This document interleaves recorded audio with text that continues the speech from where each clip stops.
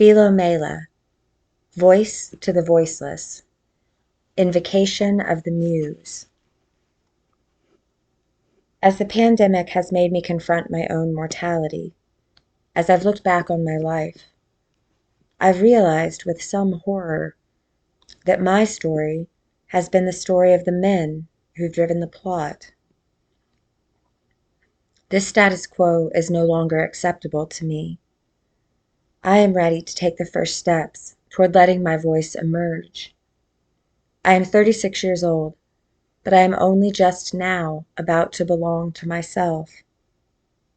I want to become the primary force in my narrative by seizing the wheel of the ship and starting to steer it myself. Who else is going to be the brave heroine of my life, if not me? Before we begin my story, first, the story of Philomela. Philomela had a sister named Procne, and Procne was married to a king named Tereus. Tereus was supposed to escort Philomela, a princess of Athens, to Thrace, so she could visit her beloved sister. On the way, he raped her.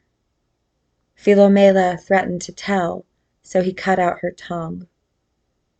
I have had many men, too many, far too many, harm and then try to silence me. Philomela wove her tale into a tapestry to let her sister know what had happened. This is my tapestry to tell all my sisters what happened, and any of my brothers who give a damn. Procne killed her son by Tereus and served him to his father as a meal, then showed Tereus the boy's severed head. I do not advocate resorting to annihilating rage and despising or seeking revenge against all men. My story is meant to be a feminist manifesto, yes, but it is more than that, not so simple and black and white as anti-man. I call on men and women both to let go of toxic masculinity, of violence, of hatred, of bullying, of sadism, of ego, of abuse. Philomela and Procne were transformed into songbirds, a nightingale and a swallow. The woman who was silenced received a perhaps even more expressive voice. Metamorphosis is possible. I am a modern-day witch. I go to my altar, burn my magic herbs and incense, light a candle, and sit cross-legged with my eyes closed. I call on Calliope, the ancient muse, to help me tell my story with compassion. Calliope is more sacred to me than Jesus Christ, if indeed I believe anything is sacred. I'm more of the opinion that everything is sacred and nothing is profane. I ask Calliope to fill me up with empathy and love, both for myself and for any people I have wronged. I ask Calliope for my words to fly to those who might need them, those who might have felt alone. I ask Calliope to embolden me, to reclaim the voice that is my birthright, and for Calliope to help others find their voices as well. Especially women. Women, may you add your voices to as many conversations as you like. Start your own conversations. Tell your own stories. You matter. Hardly anyone tells women nearly loudly enough or often enough that they matter.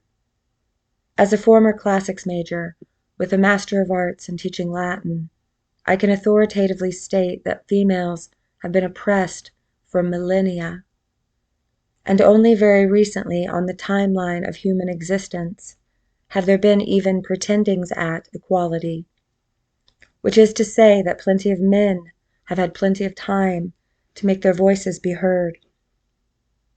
I think it telling that America just elected its first female vice president, as in she was only sworn in less than 2 weeks ago. I grew tired of painstakingly translating the, often boring, words of dead white men who owned slaves and owned their wives. I decided that my words mattered too, and so do Philomela's. So do all the words of all the women who have kept their words in, choked their words down, so as not to be too much. How many men worry incessantly about saying too much, doing too much, taking up too much space, being just too much to tolerate? They are praised for their big accomplishments, their visible achievements, their protruding deeds. Their personalities, like their penises, extend outward. They make the laws. They sign the checks. They don't even want to put masks over their noses to save lives. Women are more reticent to emerge from their caves. We have a cavity in place of a tool. Who are we to be like a man, to be self-assured, maybe even cocky? We shrink from letting it all hang out. Maybe because so many men seem to be tremendously bothered when we presume to act like we are their equals. We fear being perceived as too strong-willed, too opinionated, too angry, too emotional, too pushy, too demanding, too bitchy, too hysterical. This may be a self-protective instinct. Men can be rather deadly. Think of all the destructive things that just happen to be phallic objects. Fists, clubs, knives, arrows, swords, guns, missiles. Men have just kept creating more and more technologically advanced ways to have an outburst that can kill people. Women would be inclined to have to think about men killing them on a subconscious level, if not conscious, just about all the time.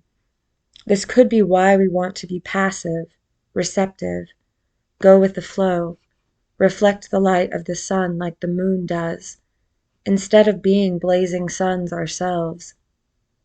Women couldn't vote in America just a little over 100 years ago. We couldn't even have a credit card in our name until the 1970s. If we as females have trouble rising up and taking the reins of our own lives, that makes sense. Probably we're afraid they'll crush us into submission again. There is the perpetual threat of a Handmaid's Tale-like world. Much to my repulsion, the ancient Greeks believed that the womb wandered around the body and caused emotional problems. Hence the word hysteria, from hystera, the word for womb. To keep women from being difficult, one should anchor the womb in place with lots of semen, or better yet, a baby. Best of all, a boy baby.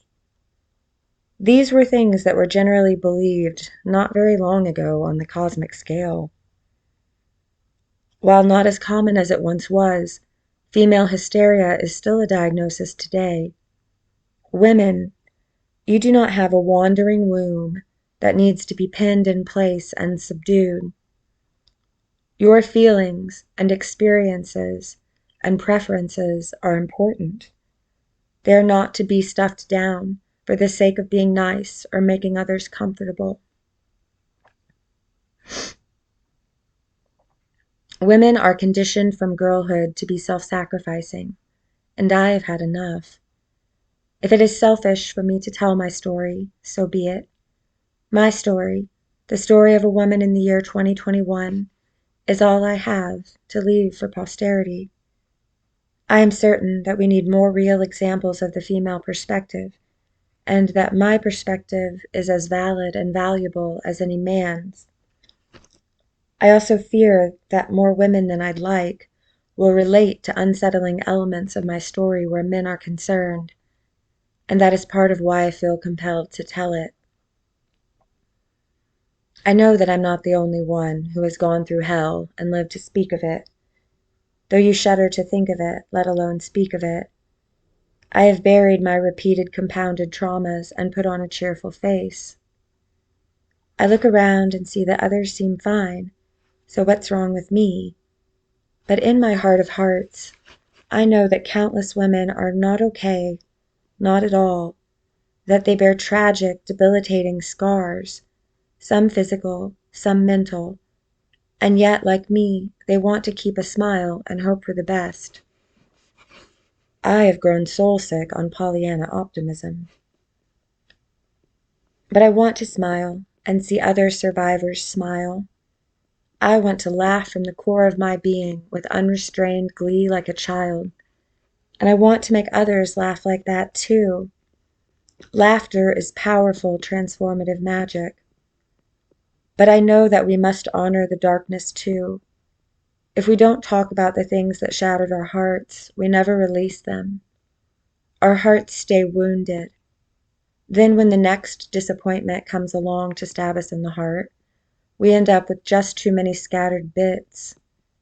In time, if we are not careful, we will close off our hearts from other people and stay in there by ourselves, become isolated, trying to find any kind of cohesion we can in all the broken little pieces we wish we could stitch back together, until we can't see how we could possibly sew the fragments into an open, loving heart again. A central agonizing question of my life has been whether or not God exists, and if so, is it benevolent? Are we just subject to senseless suffering at the hands of a supernatural sadist? Is the universe a friendly place or a hostile one? Is this life in fact worth living? Are aliens watching this shit show for fun?